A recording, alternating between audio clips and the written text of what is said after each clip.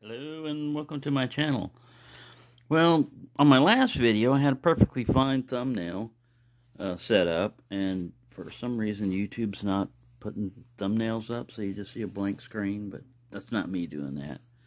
Anyway, what I wanted to show you here is a very nice Imperial knife that I picked up off of eBay. This is a fish knife.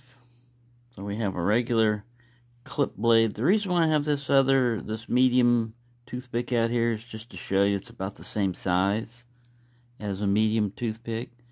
But we've got a very nice clip blade, and we have the Imperial tang stamp with the USA going up on the top like that. So that's the last one that they made of that. They made like 12 different types of tang stamps, and this is number 12. And these were made from 1956 to 1988.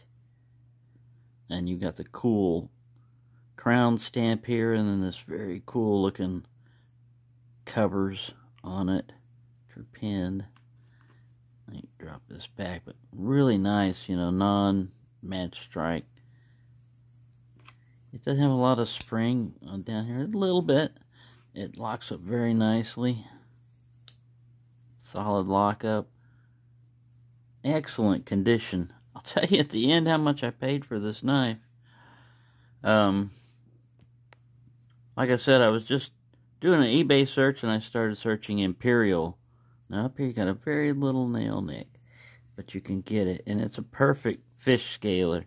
It's not sharp, it's rounded. You don't want them sharp, tearing the skin off the fish. You just want to tear the scales off. And a hook disgorger remover, and a bottle cap lifter, so when you finish doing all that, you drink your brew, celebrate.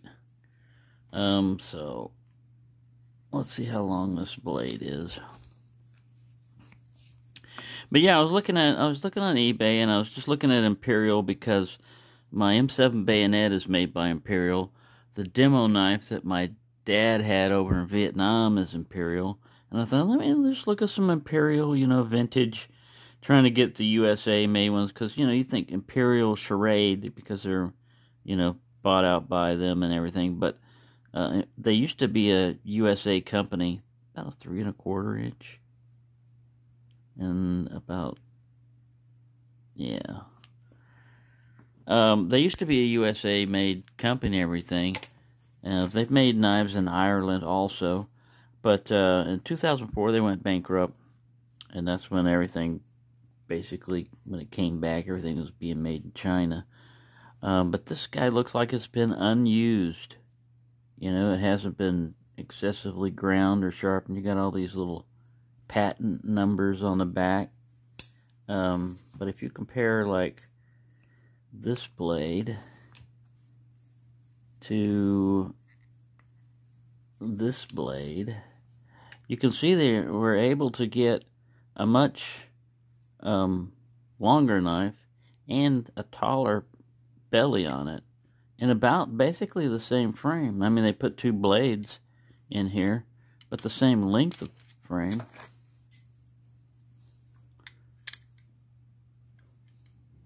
Try to get them in there. It's just a little bit shorter. If Rough Rider would have lengthened their frame a little bit shorter and made it a little taller, they could have put a taller blade in there, but that didn't stop these guys. So yeah, I just thought I'd share that with you. When I saw it up on eBay, I saw, you know, the picture of it and everything, and the asking price was $16.95, and it was on the last few hours of, like, it must have been up there 6 days, you know, and nobody had bid on it. And it said $16.95 or best offer. And I went, that's such a good knife. I'd easily pay $15 for this, no problem, you know, in that condition. So I offered $15, and boom, guy accepted it.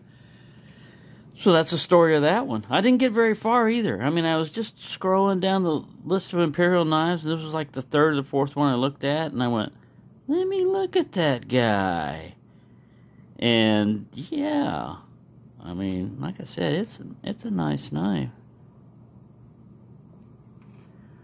And I didn't have one of them. I had been thinking about getting a Rough Rider version of, you know, the fish knife that basically has one like this, and I think it's got a little sharpening stone on its inlay, you know, but I'd rather go with, and that, I'll end this with a little idea, you know.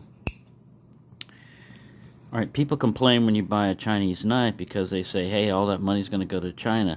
Well, it's not true with a used knife or a secondary knife, because let's say that this was made in America, right? But it was bought by a guy in China. So if you buy an American knife, your money's going to go to a Chinese person. So if you're worried about China getting your money, it doesn't matter what brand of knife it is, it's what nationality of the person's buying your knife. And how are you going to figure that out? So that's another reason why I think that's silly. Yeah, the ones that are in regular production are being made in China, you know. I just don't get that whole... It's basically trying to mix politics into knives at such that they can't... It's like when somebody's doing an argument, a debate, and you're following your argument and everything, and then pretty soon, well, you're a fat person, you know. You don't know anything because you're fat. Well, they've given up on your argument, and they've just gone over on your appearance, you know. And in this case, on China knives, they don't have any argument about fit and finish. You know, what they're complaining about is it's made in China. Well, you got issues, buddy. Because a lot of things are made in China.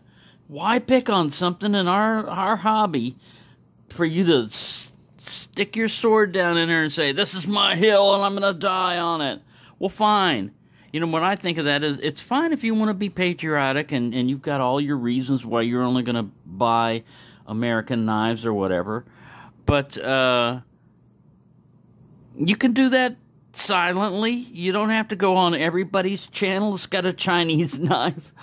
This hasn't happened to me recently. I'm just saying, you don't have to go on everybody's channel that's got a Chinese knife and state your statement of how you hate communist China and they make people slaves and blah blah blah, and here goes your whole story.